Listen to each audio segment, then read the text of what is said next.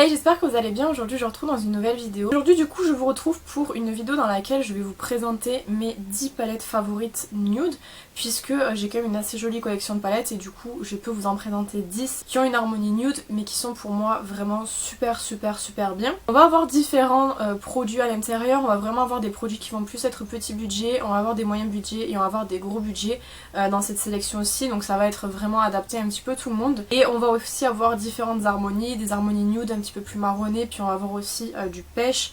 Enfin bref, ça va vraiment être une sélection qui va être assez sympa et qui je pense pourra plaire à plus de monde. Donc j'espère que ça vous plaira et du coup je vous laisse avec la suite. La toute première palette que j'ai sélectionnée c'est la Fortune Favors The Brave de chez Revolution. C'est une palette, je vous ai déjà fait un make-up avec je crois. Dans le cas où je vous ai fait des make-up avec ces palettes-ci, je vous les mets dans la barre d'infos évidemment. Donc celle-ci c'est une palette qui est petit budget puisque Revolution c'est pas une marque qui est super chère.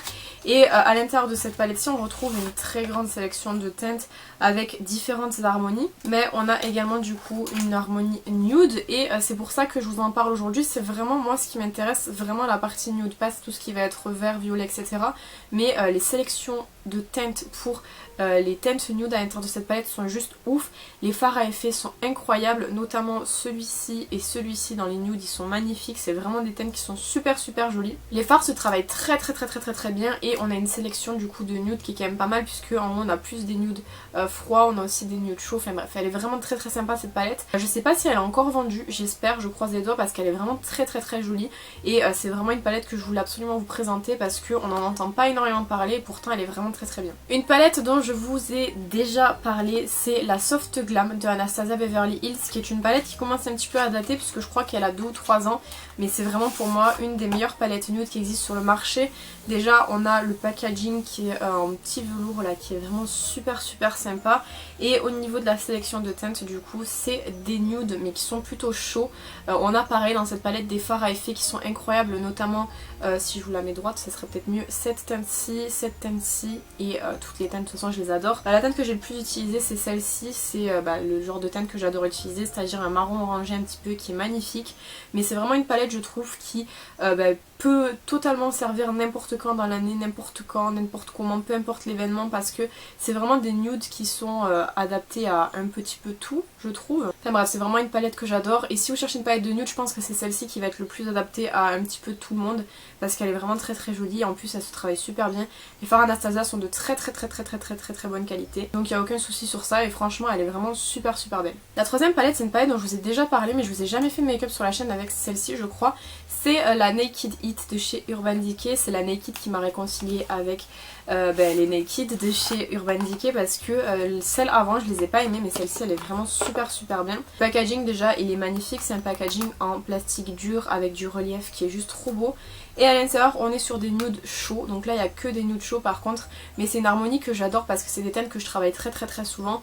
Les teintes que j'ai le plus utilisées c'est vraiment les fards à effet, je dirais que c'est celui-ci que j'ai le plus utilisé, c'est un fard qui est orangé avec des reflets gold et qui est juste magnifique. Les fards-ci se travaillent très bien, on a vraiment, on peut faire vraiment des maquillages super sympas avec, et pour le coup celle-ci je pense que de toutes les Naked c'est vraiment ma préférée parce que c'est l'harmonie que je préfère mais elle est vraiment super bien et à travailler et même pour faire des make-up je trouve qu'elle est assez versatile. Ensuite on a un petit fossile, j'ai le carton qui est complètement défoncé donc je vais bien la tenir, c'est la Chocolate Bar Semi Sweet de chez Too Faced. Alors c'est pas la meilleure des chocolates puisqu'en termes de qualité on n'est pas sur quelque chose d'incroyable non plus, mais au niveau de l'harmonie pour moi c'est vraiment le nude indétrônable avec des nudes froids mais aussi quelques nudes chauds à l'intérieur. C'est une palette qui est vraiment super bien, que j'ai utilisée pendant de nombreuses années.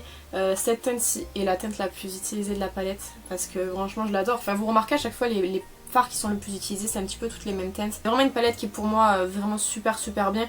Vous avez des dupes de chez Makeup Revolution, je sais pas s'ils sont bien ou pas. Par rapport à ce qu'on a aujourd'hui, c'est plus aussi pigmenté que les pigments pressés qu'on va pouvoir retrouver aujourd'hui, mais c'est quand même une très bonne qualité pour la palette que c'est quoi. Faut pas oublier quand même qu'elle commence à dater celle-ci, mais elle est vraiment très bien et pour le prix je la trouve vraiment super belle et puis voilà c'est un petit peu un classique on va dire. On passe à une palette Too Faced qui est un petit peu plus récente, c'est la Gingerbread Extra Spicy qui elle est sortie l'année dernière du coup. C'est la palette, enfin c'était la palette de Noël de l'année dernière et celle-ci elle est magnifique. Je pense que c'est ma préférée des palettes de chez Too Faced que je peux avoir dans ma collection parce qu'elle est magnifique, les teintes sont super belles, c'est des teintes que j'aime beaucoup. La teinte la plus utilisée, Je pense que c'est celle-ci. Je pense.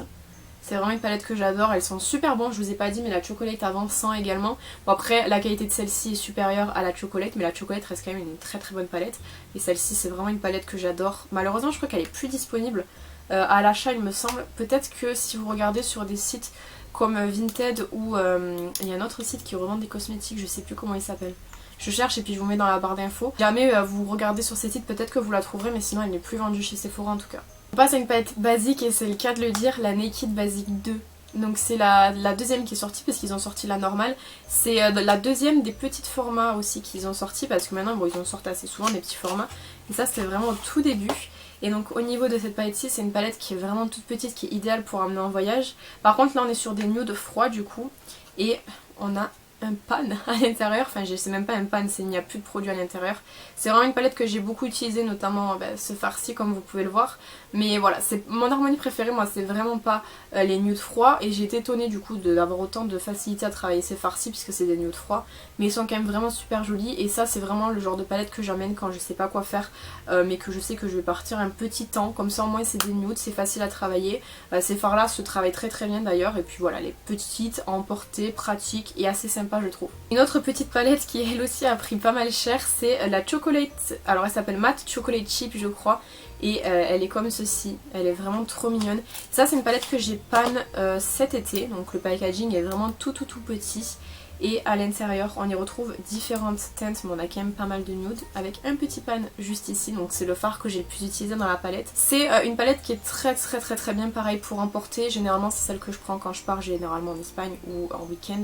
Elle est vraiment très bien, il y a les basiques à l'intérieur. Le seul problème qu'il y a c'est qu'elle est totalement mate. Après si vous aimez les mates, ma foi, elle pourrait être très bien pour vous, mais moi je trouve qu'elle est vraiment super bien et cette teinte là je l'ai beaucoup aimée, ça peut se voir. Vraiment ma teinte préférée de la palette et je trouve qu'en termes de petites palettes à emporter, je pense que c'est une des meilleures que j'ai.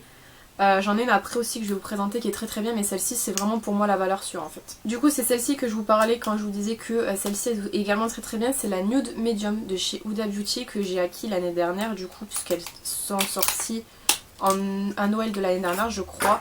C'est des petites palettes comme ceci, donc le packaging déjà il est trop beau.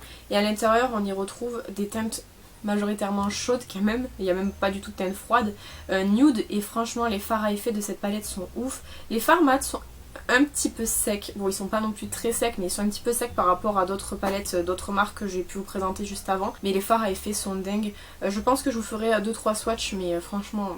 Voilà, s'il n'y a rien à dire, c'est vraiment pour moi un sans faute.